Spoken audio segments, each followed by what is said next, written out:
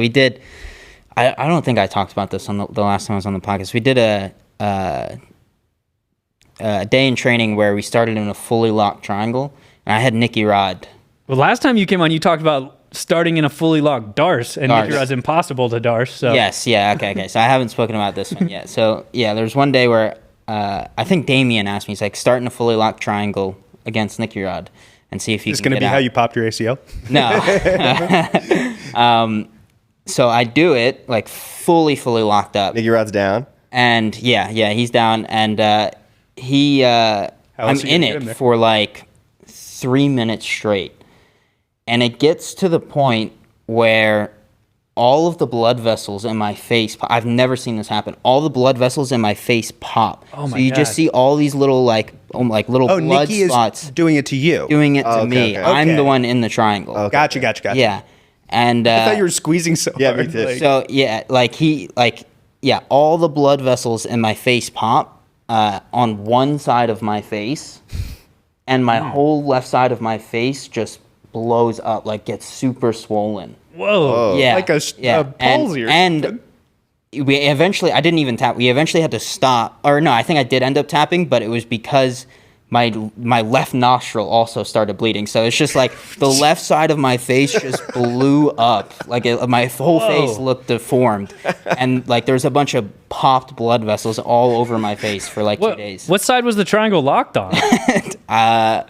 Does that make it? Was that the Pretty side sure with I the had my left arm ankles? across. It was locked like towards this way. Gotcha. All right, so the arm was the one, that was the carotid that was really suffering. Yeah. But dude, my whole face looked crazy. I had 2 black eyes immediately after, and left side of the face swollen, all pop blood vessels. I've never seen that happen. Just before. like a fun Tuesday idea. Yeah. I was like, Also, wow, great. I let the ended up record- waking up the next morning with like dried blood all over me, Yeah. from a nosebleed. I was like, Jesus. Let the record awful. show Did you start that out being like, no heart rate day, no more heart rate after today? Yeah, I know. This is a key example of when people talk about how safe jiu-jitsu is, because like you can just tap and you don't get punched in the face. Like this is a great example of how not safe jiu-jitsu is. Like, Yeah. like people will be like, oh no, you can just get choked out. There's no health repercussions of that. It's like there's definitely health repercussions of that. Speak for yourself. Unless you're Trey.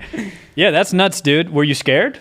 I wasn't like scared. I knew it was gonna be fine, but I was just so surprised that I've never seen that reaction happen to anybody else. Do you count that as like, you kind of said like, all right, I tapped, but it was because of my face. Do you count that as you did not get submitted? Yes, I do. Okay, nice. I literally tapped. I mean, my nose just started pouring blood out of my left nostril, so I was like, "It's That's crazy. probably time to stop Nicky here." was trying to kill you. Yeah. The real lesson here is like Nicky Rod needs to start doing triangles. That's what I'm learning here. True.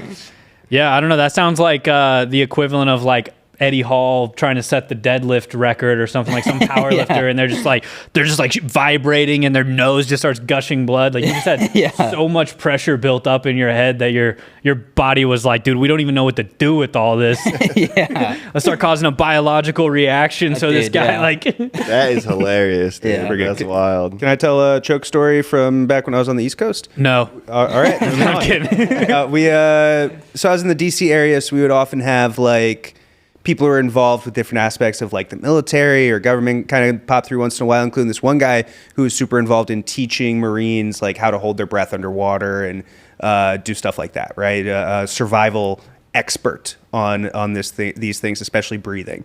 And nobody could choke him out. We had 6th, 7th degree black belts in the gi, mounted cross choke. They've been doing this 50 years, tapped everybody, you know what I mean? Mm-hmm. Couldn't get the guy. He just like was always able to find that like one little, sip of breath to keep it going and like trying to shut down the arteries and everything. Like that dude was crazy. Yeah, like not even defending it. If that's where you live, like if you live there, then yeah. It's just like mentally just like, yeah, just don't get choked. I actually can just exist with like 1% of blood flow to my brain, I guess. I think my main takeaway from this conversation and last time talking to you about being like Nicky Rod being impossible to darce and some guys are just harder.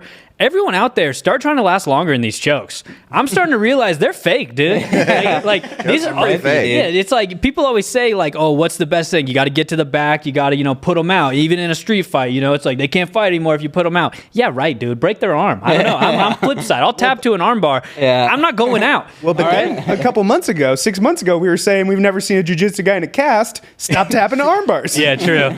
But yeah, no. So Maybe I mean, all jiu-jitsu, maybe jiu-jitsu is not real. That's Yeah. what we're getting to the bottom of. no, I've been testing my limits, dude. I'm not speaking from something I wouldn't do. We talk about Ray sometimes. Ray's one of our executives here at Flow. He's also a blue belt. I started if Ray gets my back, I go no defense. I go no hand defense on the rear naked. He locks it up, starts choking me, and I just gut it out. Just pure freaking dog, dude. I go hands up to let him know I'm not even defending. That's a mental battle. You got to win the game within the game. You know, that's important. And then because I know he's getting discouraged and everything, and I just let him just try and finish me with the rear naked as much as I can. And I've been gutting it out. He can't finish me. That's pretty good. And then I did this against a blue belt girl, and I was literally like, like I thought I was gonna die. She's like a 18-year-old, I don't know, probably trained since she was a kid, and she did it to me, and I started coughing, and it was like rough. But so I don't know if that says more about me, that girl, or Ray. Yeah, but, no, Ray catching strays here. I used to do that too. but Damien, actually, I used to let him just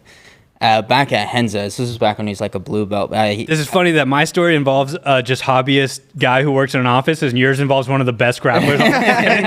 Someone with an I literally used to let Damien start in a fully locked rear naked and not hand fight or anything, and he used to be unable to finish me. He can do it now, but yeah. Well, that was probably crucial for Damien's development, especially with his finishing mechanics. Oh, for sure. Like, I've taken Ray under my wing, and I'm trying to help him. I thought I was going to take this girl under my wing, but I'll never roll with her again.